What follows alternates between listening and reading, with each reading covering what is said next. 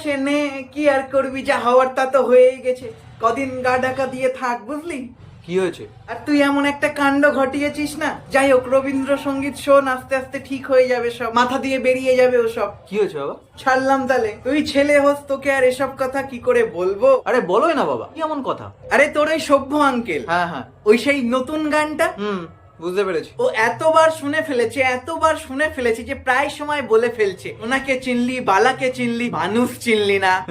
হ্যাঁ, তাই কি হয়েছে কি? কি হয়েছে বলতে, এই পর্যন্ত তো ঠিক ছিল, ও আজ সকালে হঠাৎ করে এক মহিলাকে ননি বলে ডেকে ফেলেছে। এ বাবা, তারপর? তারপর আর কি, ওই মহিলাটার বর এবার সভ্যকে খুঁজছে। বেকার ফেসে গেল রে। মহিলাটার বর তো ধরেই নিয়েছে সভ্যর সাথে পুরনো কোনো সম্পর্ক ছিল, না হলে ননি বলে ডাকবে কেন? সে কোথায় এখন? দীঘাতে গিয়ে গা ঢাকা। এক মিনিট এক মিনিট এক মিনিট, তোমার হাতে কি হয়েছে গো ওটা? কোনটা? ও এটা? তেমন কিছু না। কি হয়েছে বলো, আগে বলো। সত্যি কথা বলতে আমারও না একটু অসুবিধা হচ্ছে, বুঝলি? কেন, কি অসুবিধা হচ্ছে?